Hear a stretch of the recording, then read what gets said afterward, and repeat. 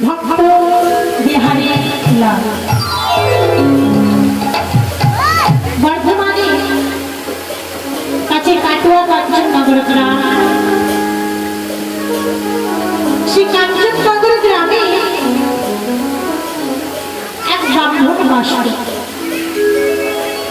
যার নাম ছিল দ্বিজ ঘোষ। প্রাণপ্রেয়সী তার স্ত্রীর নাম ছিল মায়াবতী দেবী। এই দ্বিজ ঘোষ এবং মায়াবতী প্রথম জীবনে নিঃসন্তান ছিল। দ্বিজ ঘোষ অতিশয় নিষ্ঠাবান দিন দরিদ্র ব্রাহ্মণ ব্যক্তি ছিল। প্রতিদিন মাধুরী করে যা কিছু ভিক্ষার দ্রব্য পেতে তাই নিয়ে তাদের জীবিকা নির্বাহ করত। তা একদিন এখন হয়েছে কি, দ্বিজ ঘোষ মাধুকরী ব্যক্তি নগরে বেরিয়ে গেছে, আর এদিকে মায়াবতী নিঃসন্তান বলে ঠাকুর ঘরে গিয়ে ভগবানের চরণে পড়ে নয়ন বাড়ি মনীশ্বর করে বলছে, ওগো ভগবান, ওগো দয়াময়, ওগো তুমি তো অনাথের না, তুমি তো নির্বধার প্রতিষ্ঠা। তোমায় সবাই দয়াময় বলে,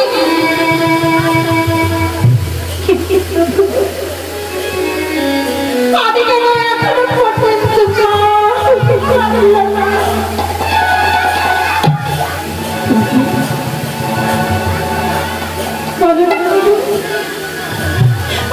আমি কি কোনোদিন মাতাকে শুনতে পাবো না?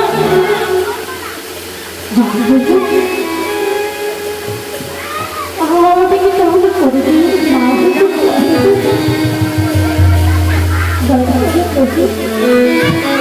নারী জীবনের শেষ মুহূর্ত হলো তার মাতৃ। যদি কোনো নারী মা হতে না পারি, তার যে কত কষ্ট, কত যে জ্বালা, যে মা হতে পারে না সেই জানে।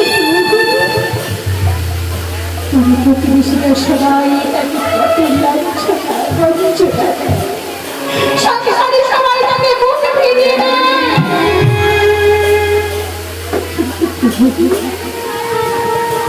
তবে কি আমি মা হতে পারবো না? সত্যি যদি তুমি দয়াল হয়ে, সত্যি যদি তুমি ভগবান হয়ে থাকো, সত্যি যদি তুমি ভাবতে পারবো না দয়াল হয়ে হইল,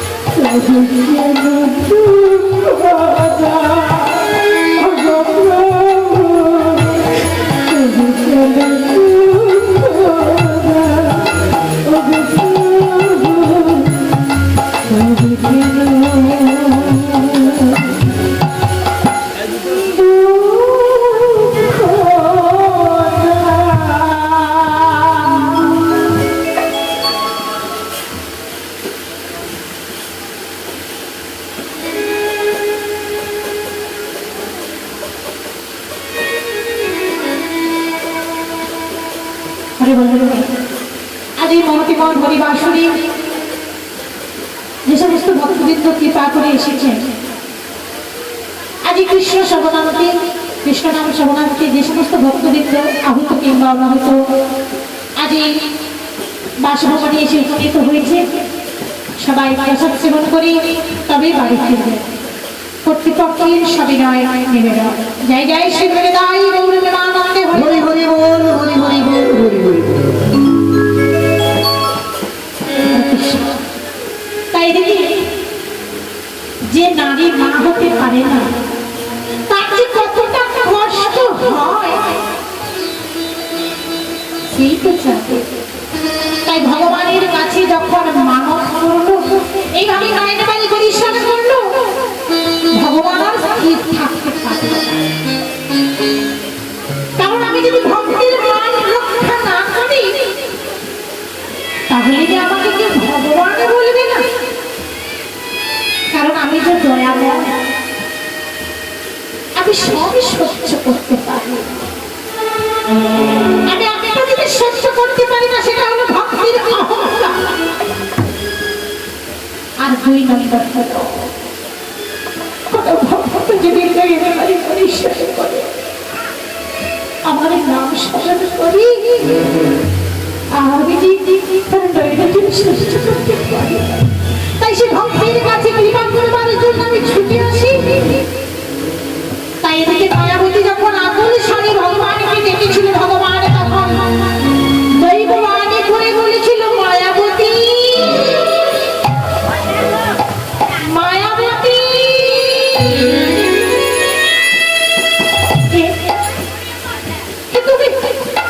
এইভাবে মায়াবতী মায়াবতী বলে আমি যাচ্ছ, কে তুমি? আমি মনে দেখতে পাচ্ছি না। মায়াবতী আমি তুমি দেখতে পাবি না তো? আমি বললাম তোমার ইষ্ট দেব। শোনো মায়াবতী, তুমি আমার কাছে মা হওয়ার জন্য আবেদন করছো, ঠিক আছে?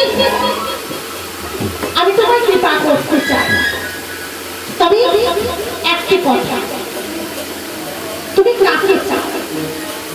তুমি কাকে চাও না, তুমি কাকে চাও, ছেলে না স্বামী?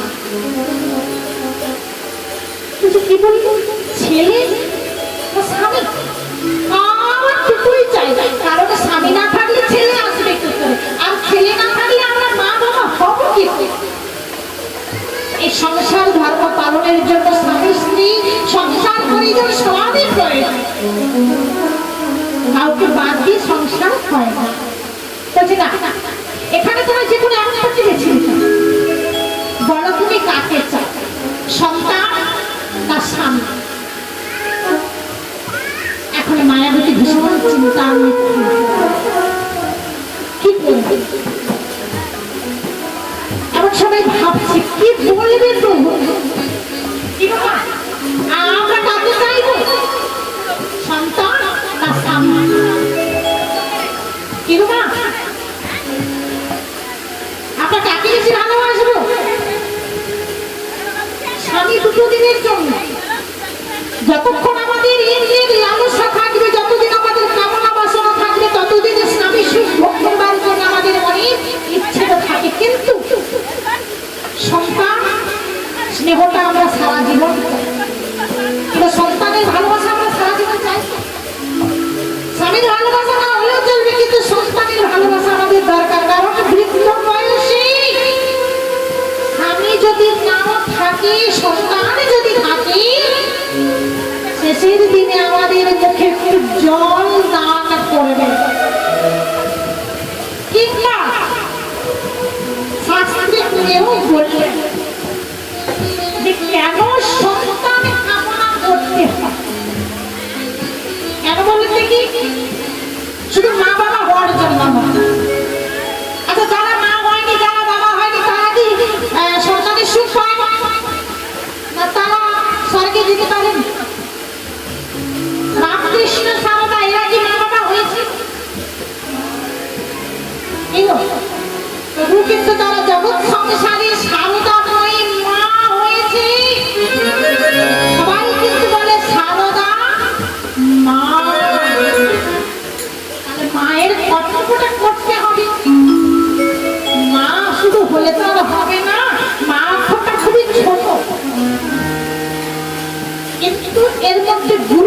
বেশি। মা হওয়া কিন্তু অত সহজ কথা নয়। মাটি যদি ভালো হয় ফসল ভালো হয়। শুধু মা হলে তো আর হবে না, মায়ের কত মা হতে হয়। তাই তো সারদা বাবা সন্তান প্রসব করেননি ঠিকই, কিন্তু মায়ের কর্তব্য করেছিল। তাই জগৎ সংসারে সারদা মা নামে বিখ্যাত হয়েছে। এছাড়া সন্তান কামনা করতে হয় এর জন্য, বিশেষ করে কোনো পুত্র আমরা কাকে বেশি কামনা করি? ছেলে না মেয়ে? কয়জন ছেলে আর কয়জন মানে মেয়ে দেখে তো হাত তুলে আমি দেখতে পাই। কয়জন মেয়েকে ভালোবাসে না কয়জন ছেলেকে ভালোবাসে? একটু হাত তুললে ভালো হয়। ছেলে মেয়েকে ভালোবাসে, কিন্তু না শুধু মুখে বললে হবে না।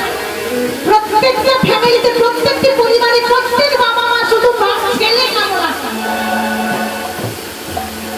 এটা কিন্তু বাস্তব। ছেলে কামনা করে, হাজারটা মেয়ে থাকলেও একটা হলেও ছেলে কামনা করে। কেন কেন কামনা করতে হয়? শুধু মুখে আগুন দেবে আর মুখে জল দেবে এইসবের জন্য নয়। শাস্ত্রে করলেন ছেলে ভালো না, পুত্র পুত্র পয় হস্যকান ত্রয় রফলা, পুত্র। কথার অর্থ হলো নর, আর কথার অর্থ হলো পরিত্রা। আমরা যে মনুষ্য দেহটা ধারণ করেছি, আমাদের প্রত্যেকে কিন্তু নরকগামী হতে হয়। কিন্তু আমরা নরকে যাব না, আমরা নরকে যাব না স্বর্গে যাব। আর কিছু একটা বলবেন তো যে আমরা সবাই স্বর্গে যাব। বলছি মিথ্যার মতো পাপ নাই আর সত্যের মতো ধর্ম নাই। সত্যের মতো ধর্ম নাই, মিথ্যার মতো পাপ নাই। কিন্তু আমরা কি সদা সর্বদা সত্য কথা বলতে পেরেছি? সত্য কথা যদি বলি তবেই আমরা স্বর্গে যাব। আর মিথ্যে কথা বলা মানে পাপ, আর পাপ মানে আমাদের নরকে যেতে হবে। আর কলিযুগের মানুষেরা এতটাই সত্যবাদী যুধিষ্ঠির যে সে আর মুখে বলা যাবে না। কারণ আমরা এই কলিযুগের মানুষেরা পদে পদে মিথ্যে কথা বলে। শাস্ত্রে বললেন মিথ্যা কথা বলা মানে পাপ, আর পাপ করলে তো ভুগতে হবে। পাপ করলে নরকে যেতে হবে। তাই বলছে জীবনে তো অনেক পাপ করলাম, শাস্ত্রে এও বললেন আবার এক কৃষ্ণ নামে যত পাপ হরে পাপের সাক্ষ্য নাই তত পাপ করে। শাস্ত্রে এটাও বললেন তাহলে একবার যদি কৃষ্ণ নাম করলে শত পাপ দূরে যায়, তাহলে আর হরি নাম বা কৃষ্ণ নাম দিন নাম দিকে দিকে করবো কেন? একবার বললেই তো হয়ে যায়। এত কষ্ট করে হরি নাম করবো কেন? এত পয়সা খরচ করবো কেন? চোখ বাঁচাবো কেন? তাই তো শাস্ত্রে তো বললেন একবার কৃষ্ণ নাম করলে শত পাপ দূরে যায়। তাহলে কেউ যদি ফোন করে আসে, কেউ যদি ডাকাতি করে আসে, একবার হরে কৃষ্ণ বলে দিলে তো তার শত পাপ দূরে চলে যায়। কিন্তু বলছে গুরু ছাড়ি গোবিন্দ ভজে সেই কামে নরকেতে মরে।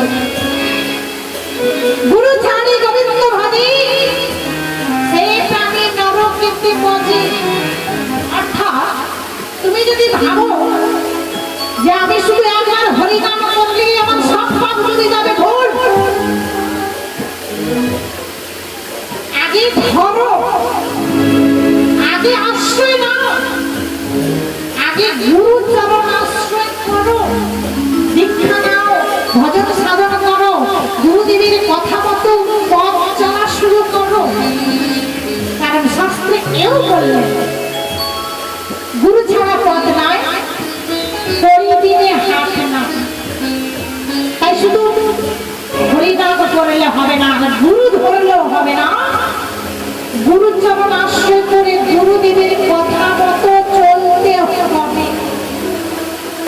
তবেই যদি আমরা গুরুদেবের কথা মতো গুরুদেবের উপদেশগুলি যদি আমরা পালন করতে পারি তবেই আমরা মুক্তি লাভ হতে পারি।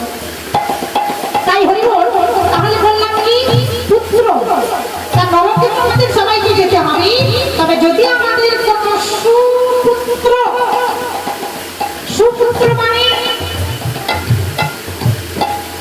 সুপুত্র মানে কি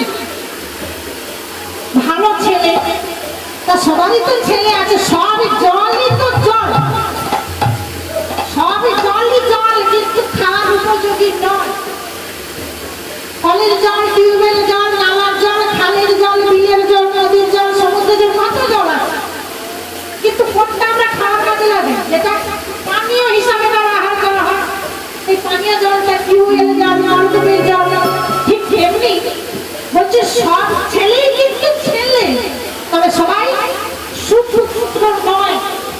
তাকেই বলবো সুপুত্র যদি কোনো পুত্র গুরুচরণ আশ্রয় করে কৃষ্ণ নাম করে এবং পিতামাতার অন্তিম কালে কোন পুত্র, সেই সুপুত্র যদি পিতামাতাকে ভগবত বিষয়ে চেতনায় উদ্বুদ্ধ করিয়া ভগবানের পথ প্রশস্ত করে দিতে পারে তবেই সেই পুত্র নামটা তার সার্থক হবে, তবেই সেই পুত্রের জন্ম দেওয়াটা সার্থক হবে। সেই পিতা মাতা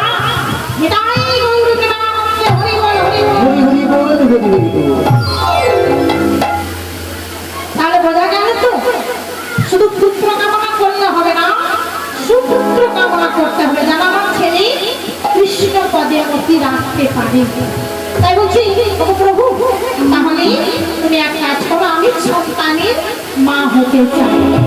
বলে ঠিক আছে, তাহলে তুমি ছেলের মুখ দেখতে চাও, তাহলে শোনো, যখন তুমি অন্তঃসত্ত্বা হবে, যখন তুমি জানতে পারবে যে তুমি মা হতে চলেছ, এই কথাটা যতদিন তুমি গোপন রাখতে পারবে ততদিন তোমার স্বামী বেঁচে থাকবে।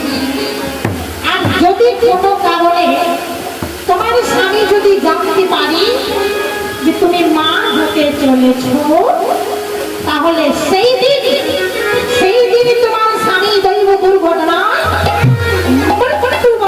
করবেন না। ঠিক কথা শুনে আমার স্বামীকে খাওয়াতে হবে। বলছে হ্যাঁ বলো, তুমি কি তোমায় কথা দিয়েছো, তুমি ছেলে চাইছো, তাই তোমায় আশীর্বাদ করলাম, তুমি মা হবে। এই বলে ভগবান আমার অত্যন্ত ধ্যান করলো। আর দেখি মায়াবতী চিন্তা করছি, একটু বিপদের মুখে ছেলের মুখে দর্শন করতে গিয়ে পিতা যদি মারা যায়, এই দুঃখ মাথায় কি অবস্থা আছে। যাই হোক, যতদিন পারবো এই কথাটা আমি চাপা রাখবো। এই বলি ভগবানের কৃপাতে দেবী আমার অন্তঃসত্ত্বা হলো, কিন্তু হাইরে একজন নারী এই মা হওয়ার কথাটা কতদিন চাপা রাখা, কি গো মা, কতদিন চাপা রাখতে পারবি? 1 মাস, 2 মাস, 3 মাস, 4 মাস, বড় জোর 5 মাস, তারপরে কিন্তু আর চাপা দেওয়া চলবে না, কারণ এমনি ফুটে যাবে তোমার বলিরামের চিত্র। তাই এদিকে আমার মায়াবতী গোপন রেখেছে মা হওয়ার কথাটা, কিন্তু এদিকে আমার দিগ ঘোষ প্রতিদিন মাধুপুরি করে বাড়ি ফিরে আসে। আজও মাধুপুরি করতে গিয়েছি গো, আর বলছি ওগো প্রভু, ওগো দীনদারণ পতিত পাবন, আর কতকাল এইভাবে কষ্ট দেবে, জ্বালা দেবে, যন্ত্রণা দেবে বলতে পারবো। গাড়ে গাড়ে ভিক্ষা করেছে, আর নয় না গাড়ি পরিষ্কার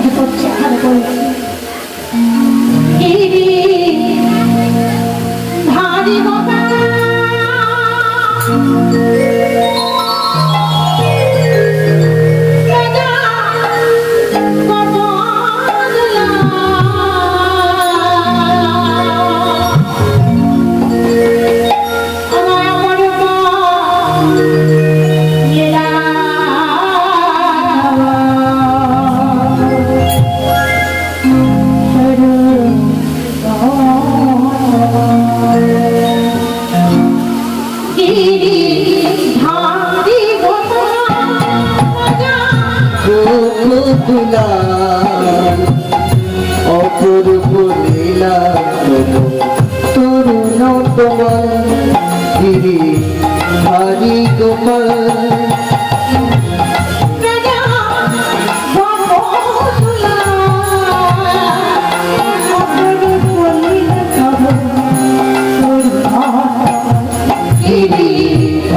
হরি গোপাল ব্রজ গোপতুলা অপরূপ লীলা তব তরুণ কোমল গিরি হরি গোপাল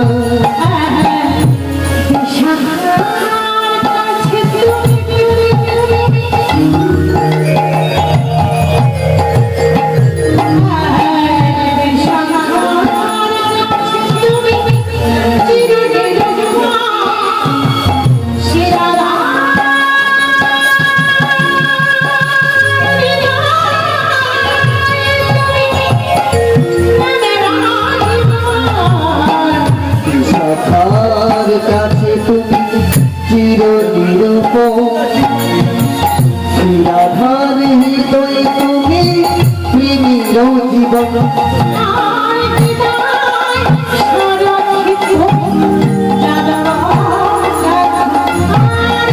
তাই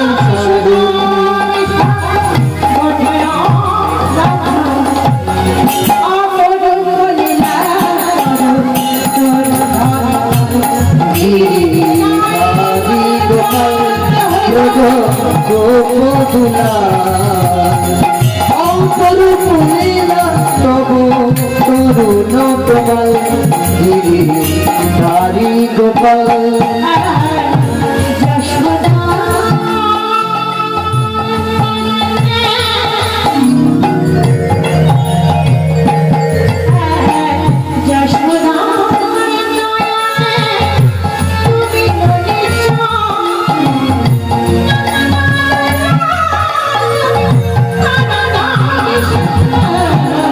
যমুনার নয়নে তুমি দলিত নন্দ দুলাল তুমি আনন্দ কিশোর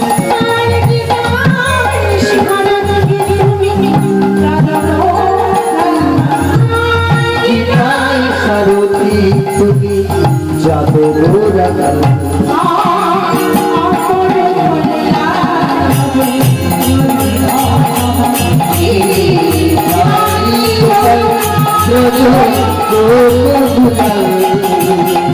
অপরূপ লীলা তবু তরুণ কোমল গিরি হরি গোপাল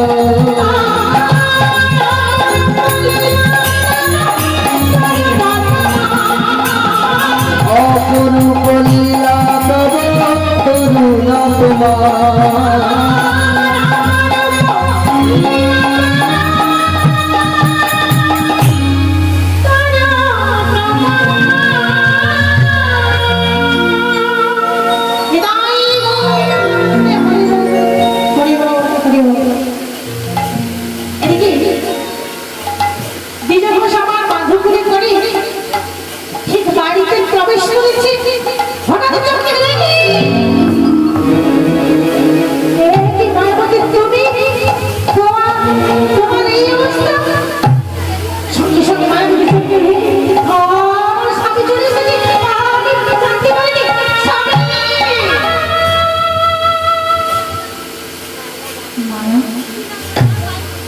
মায়া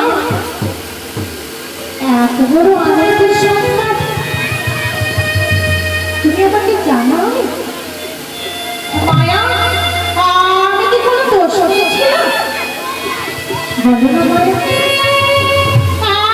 এত বড় আনন্দের কথা তুমি আমাকে জানাও না কেন মায়া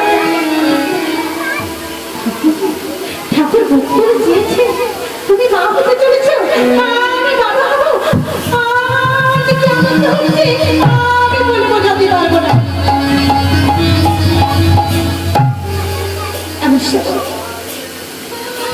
মায়া আমার লাইনের বাড়ি বলছে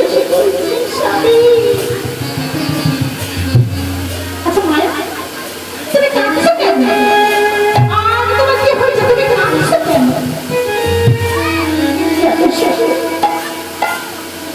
তুমি আমায় খবর বলো কেন কি হয়েছে বলবে? জানো, তোমাকে না জানি আমি ভগবানের কাছে মানত করেছিলাম, আর ভগবান কৃপা করি আমার মা হতে দাঁড়া করেছে।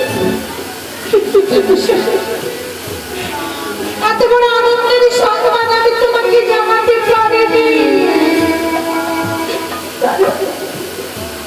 তোমাকে যদি আমি জানিয়ে দিতাম তাহলে যে তুমি আগে মারা যেতে, আমি তোমাকে করে সহ্য করবো বলতে পারো। আমি মারা যাবো মানে আমি কিছু বুঝতে পারছি না। আমি ভালো করে বলতে পারো তো? বলছি স্বামী,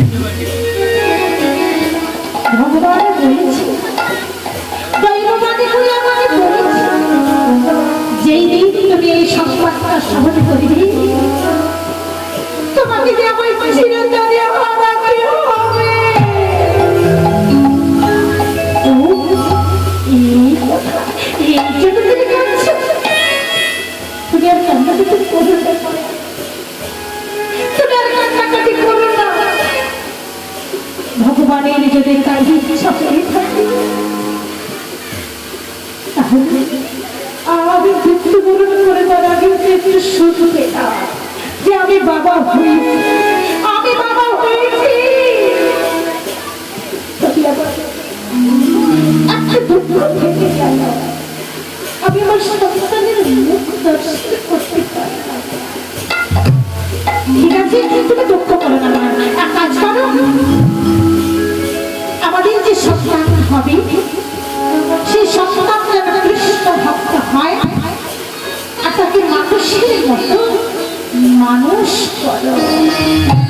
এই কথা বলতে বলতে দ্বিজ ঘোষ মারা গেল।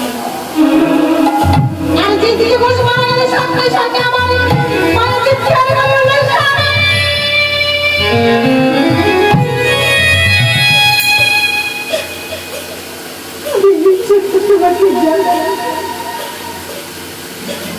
তুমি সত্যি সত্যি আমাকে ছেড়ে চলে গেলে আমি কি করবো, কোথায় যাবো?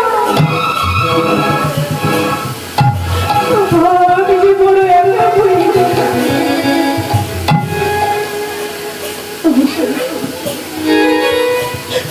আমি যে বড় একা হয়ে গেছি।